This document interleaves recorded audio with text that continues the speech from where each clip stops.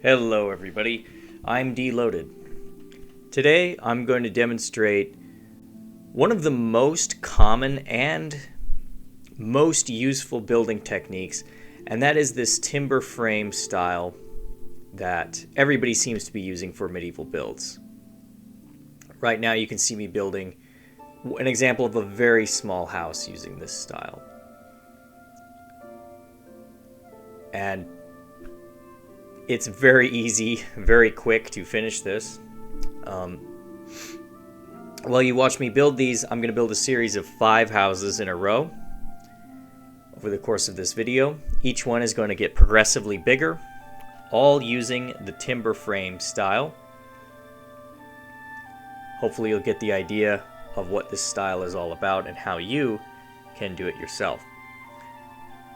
The great thing about the timber frame style is that it is fast, it is pretty economical in terms of using materials in survival mode, and the other thing about it is that it's extremely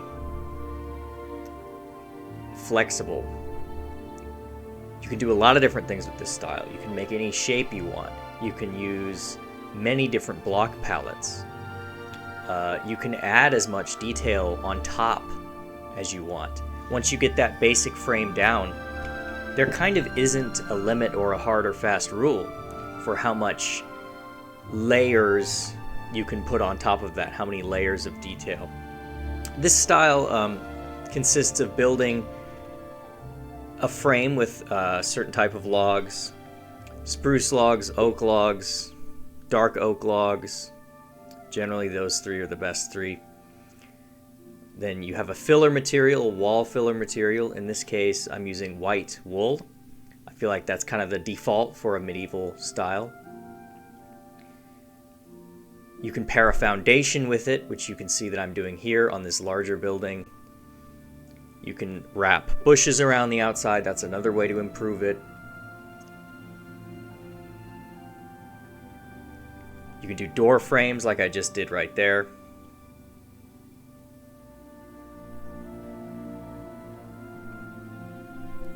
You can see that I'm spacing out these windows to add this window frame detail. This is an excellent and easy detail to add to the side of your buildings if you feel like your windows need a little bit of an accent, or if you think that the wall itself is just a little bit too flat.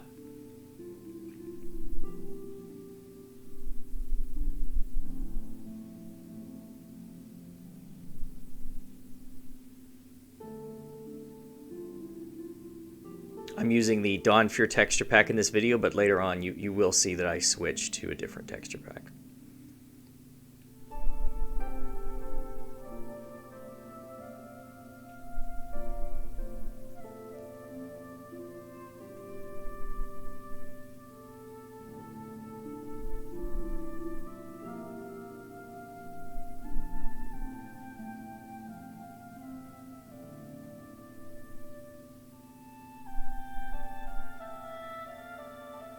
And that is house number 3 finished. I know the video is time-lapsed or sped up, but you would not believe how quickly these houses have gone up. I mean, it's been maybe an hour, and I've already built 3 houses.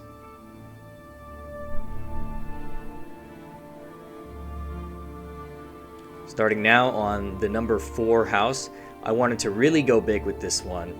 Really ramp up the size. So you'll see that I lay down this foundation for the first section, and then I decide that I'm going to build essentially an entirely separate building off to the side and then connect them with this walkway. For the first floor of this building, I'm going to do stone bricks, which is something that I frequently do on medieval buildings. One thing you'll notice about medieval buildings, or my style of medieval houses in particular, is that I basically never do stone bricks on top of wood or some other material. I always think that that looks a little bit weird. It looks a little bit too heavy. That's always been my philosophy. So if I do stone brick on a building, it's always on the first floor. And if the first floor is stone brick, you can do the second floor of stone brick too. But if you're going to do an overhang, which you'll see that I do here, which is where the second floor is actually larger than the first floor, you should do that out of a different material that isn't as heavy as stone brick is. That is another common feature of medieval building and of this style in particular, is that the second floor of buildings will often overhang the first floor by 1 block or even 2 sometimes. And this comes from real life. This is something that comes from real life. If you look at real medieval houses, first floor is usually stone, second floor usually is slightly larger, and it's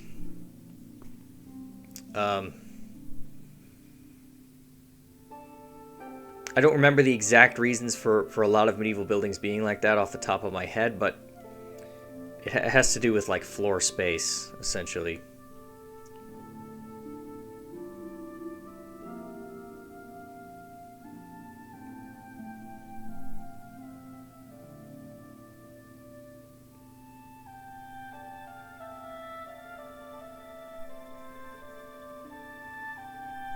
So in this house, since it's larger, I'm adding a much larger chimney.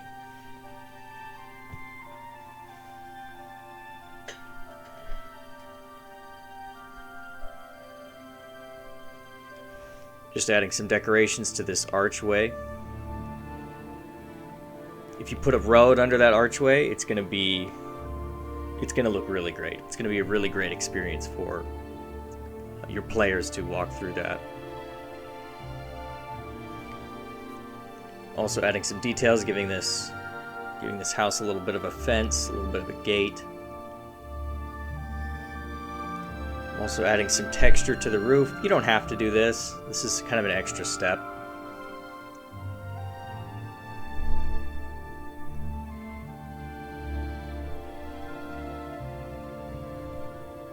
But you see what I mean. Like, you could spend another 5 or 10 minutes just adding more details on top of this if you really wanted to. You can see the finished house. That's house number 4 done. You can see the progression. They're getting bigger each time. It's getting more detail each time. And it's just to show you that there really is a limitless amount of adding and a limitless amount of adding that you can do. Like, you can make one of these houses as big as you possibly want. And as long as you follow the formula, it's going to work out and it's probably going to look okay.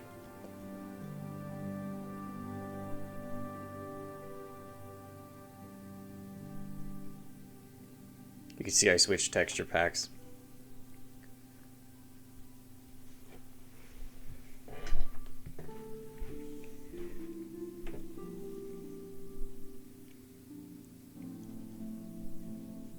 The first floor of this house is actually 4 blocks. All the other houses that I built prior to this, the first floor was 3 blocks. I consider 3 blocks to be the kind of standard floor height, but that's really the minimum. You can do 4, you can do 5 if you're feeling like you really, really want to go big.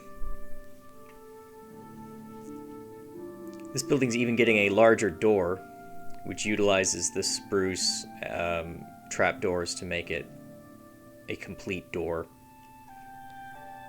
A little bit of a wooden pillar archway going on over that door. Just adding some detailing to the outside of this building. Prepping the overhang. I go ahead and lay on the bushes. Going pretty heavy with the bushes. You don't necessarily have to go that heavy with bushes. Just depends. And there we go, the side panel of this building, giving down the window frame and all of that stuff.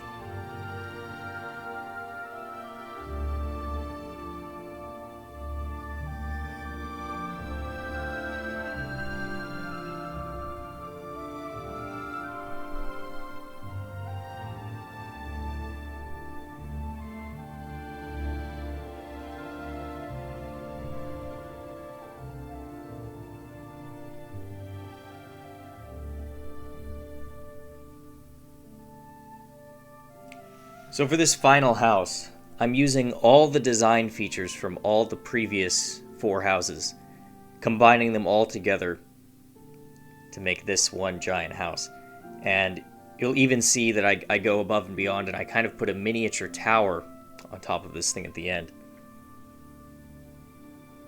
If you really want your building to stand out in the landscape of houses, don't be afraid to put a very small tower, or even something a little bit more substantial. It just depends.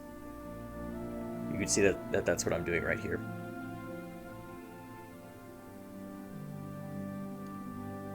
And this is almost like a bell tower type thing.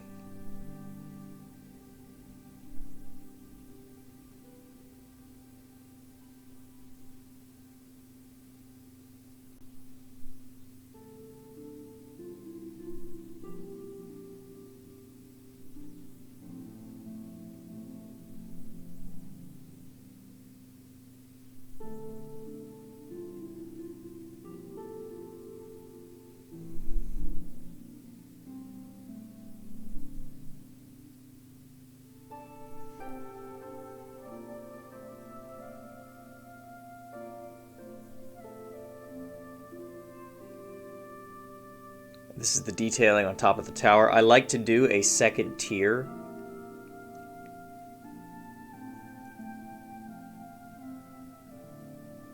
I think that really helps your towers stand out, look more natural.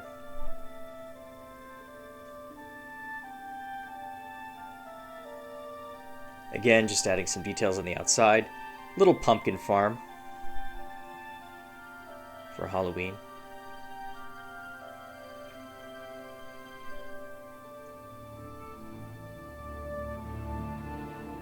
Now for the very fun part. I built 5 tiers of houses, and I'm going to show the versatility in terms of block types that you can use with this timber frame style. I'm just copy pasting what I did, and I'm going to go over with World Edit, swap the wool out, and you're going to see that it still looks good with a variety of different block types.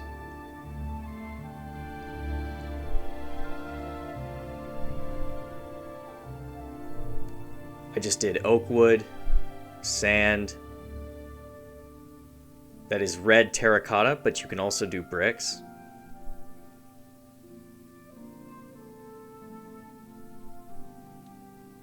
And that is green, the 2 different colors of green terracotta that I mixed.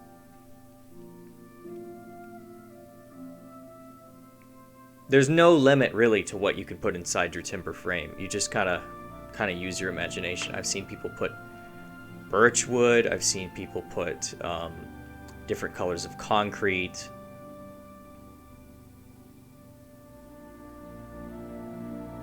You can swap out the roof color for anything you want. You can swap out the logs for almost anything you want.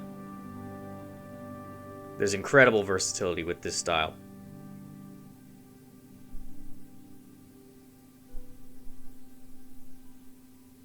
I hope you learned something. Thanks for watching.